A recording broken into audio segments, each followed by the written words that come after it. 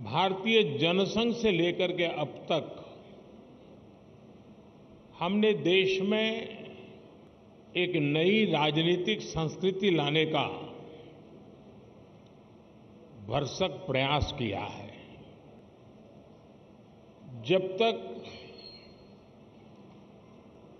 जिस संगठन के माध्यम से या जिस राजनीतिक दल के माध्यम से देश की जनता सत्ता सुपुर्द करती है, वो इकाई, वो संगठन, वो दल अगर लोकतांत्रिक मूल्यों को नहीं जीता है,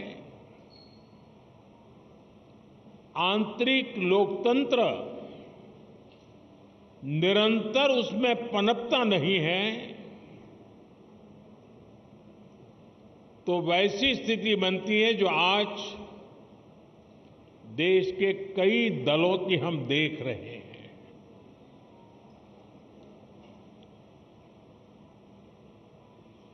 और जैसा अमित भाई ने कहा, हिंदुस्तान में एकमात्र यही दल है जो अपनी पार्टी के संविधान के अनुसार अक्षरशः लोकतांत्रिक प्रक्रियाओं को उसका पालन करते हुए अपने कार्य का विस्तार कर रहा है और जन सामान्य की आशा आकांक्षाओं पर खरा उतरने के लिए अपने आप को निरंतर योग्य बनाता रहता है। ये दल ऐसे ही यहां तक नहीं पहुंचा है, अनेकों पीढ़ियां खप गई है। वर्तमान पीढ़ी के अनेक कार्यकर्ता हैं जिनके नाम भी नहीं जानते होंगे। ऐसे लोगों ने अपना जीवन खपाया, तब जाकर के ये दल लोगों के दिलों में जगह बना पाया है।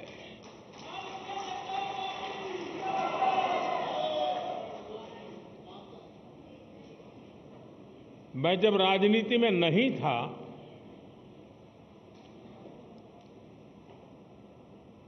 उस जनसंघ के जमाने में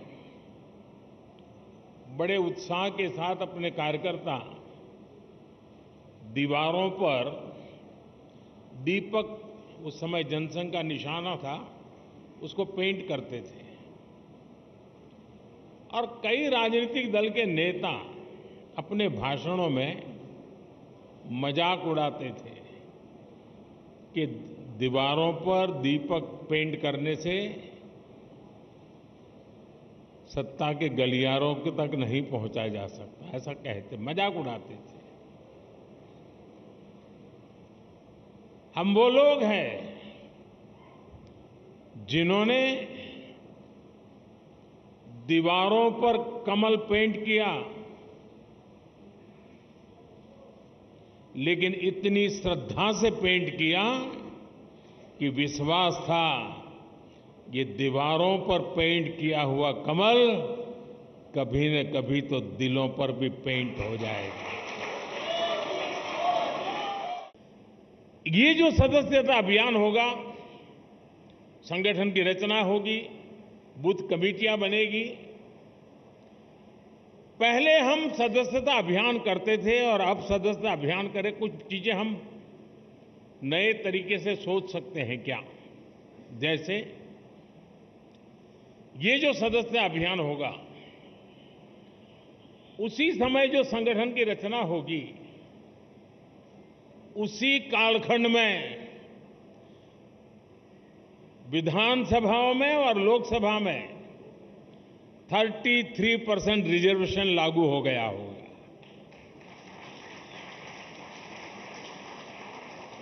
महिलाओं के लिए अगर ये 33% रिजर्वेशन इसी कालखंड में आने वाला है, तो क्या मेरी सदस्यता अभियान में मैं ऐसे सभी लोगों को जोड़ूंगा जो मेरे पार्टी के इतने महत्वपूर्ण निर्णय में अधिकतम महिलाओं को विजयी बना करके एमएलए एमपी बना सके।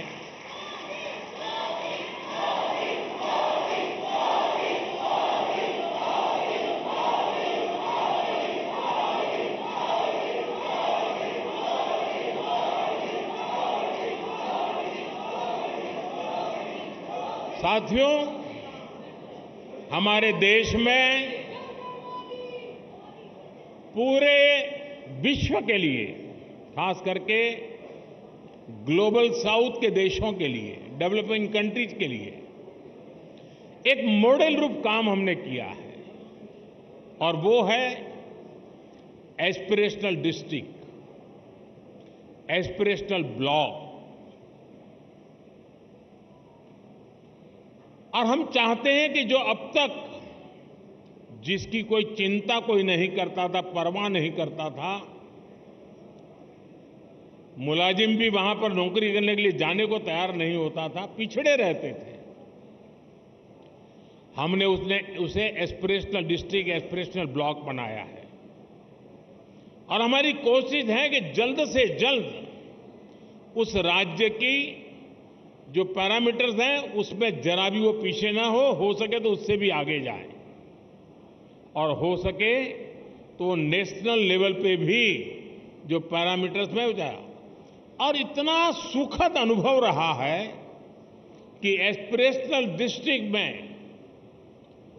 गवर्नेंस पर फोकस करने के कारण, जन भागीदारी के कारण, जन सामान्य की आकांक्षाओं अपेक्षाओं को चिन्हित कर उस पर काम करने के कारण आज देश की एस्पिरेशनल डिस्ट्रिक्ट, एस्पिरेशनल ब्लॉक करीब करीब स्टेट में टॉप की बराबरी करने लग गए हैं।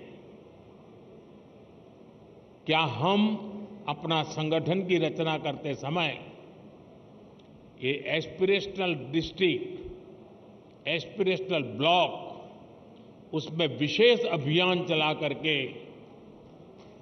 वहां के हर पोलिंग बूथ में